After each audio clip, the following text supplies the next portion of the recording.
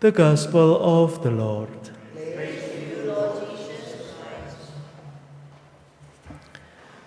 My dear brothers and sisters, today we celebrate Saint Mark, the evangelist. As we know, he was not belong to the 12 apostles. And how he able to write his gospel then? According to Acts of the Apostle, chapter 12, verse 12, his name was John Mark, and he was the son of Mary of Jerusalem. He is a cousin of Barnabas. We know Barnabas is close friend of Paul. Mark was an early convert to Christianity and accompanied Barnabas and Paul on their first missionary journey. For some reason, Mark abandoned Barnabas and Paul on the mission and he returned to Jerusalem. Yeah, maybe conflict, yeah? It's not easy always. And after the Council of Jerusalem, we can see in Acts chapter 15, Paul and Barnabas disagree about taking Mark with them. Maybe because the experience, the first one, this young man may be complicated, or I don't know. Paul then go the second mission to Syria and Sicilia with Silas. And Barnabas go to Cyprus with Mark. So because they are cousin, Mark is the cousin, so maybe easy to deal.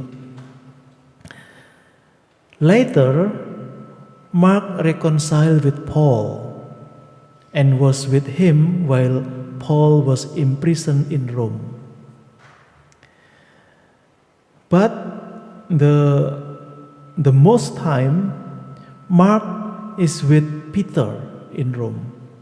And according to the Papias, Mark was the interpreter for Peter and wrote down Peter's teaching just like his secretary. So we can say the Gospel of Mark actually like the Gospel of Peter, because what Mark knows is from Peter's teaching. After Peter's death, Mark went to Alexandria and became the first bishop there. My dear brothers and sisters, this is Mark what we know. And how about his gospel? Because he is one of the evangelists.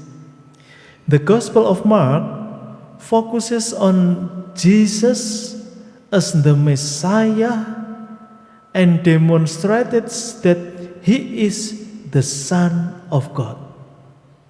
So, if we open the Gospel of Mark, chapter 1, verse 1, we will know Jesus is the Messiah, the Son of God. So the whole book is 16 chapter. Chapter 8, verse 29 is like the first culmination like that. We will listen Peter's confession that Jesus is the Christ. And then the second half culminates in the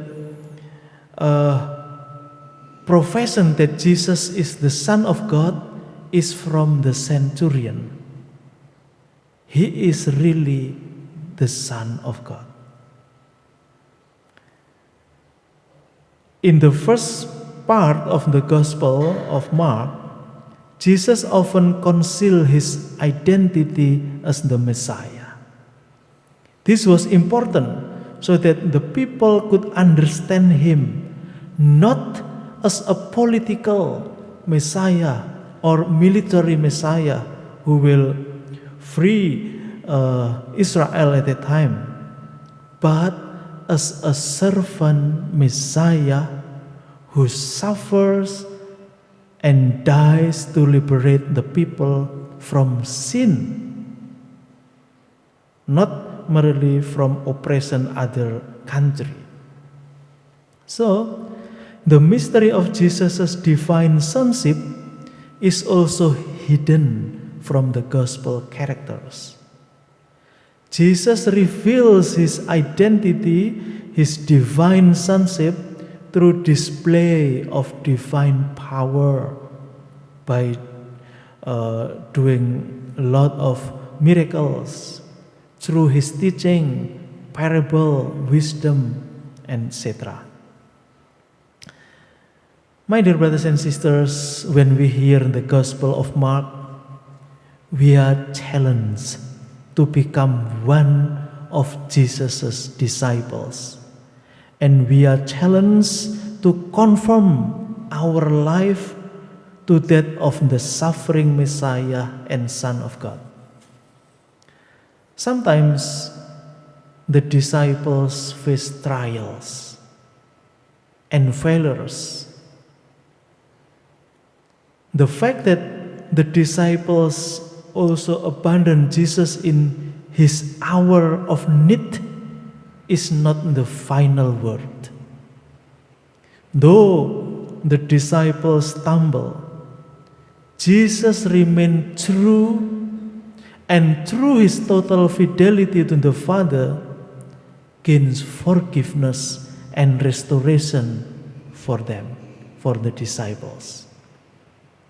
Just as in the Old Testament story of Israel, God's love is often met with infidelity and betrayal, yet is constantly renewed. So the gospel ends with the joyous promise of an encounter with the risen Lord. How about us, my dear brothers and sisters?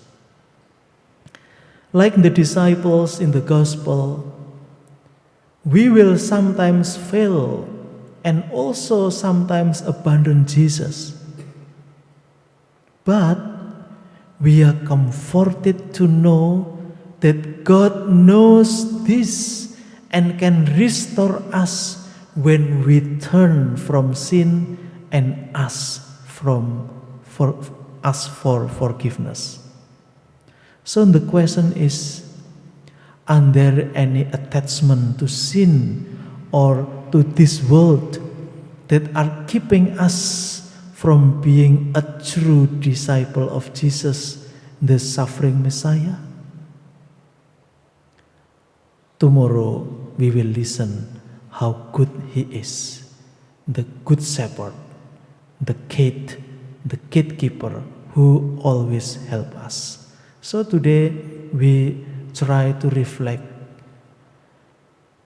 are there any attachment in our life, attachment to sin, that keeping us from being a true disciple of Jesus?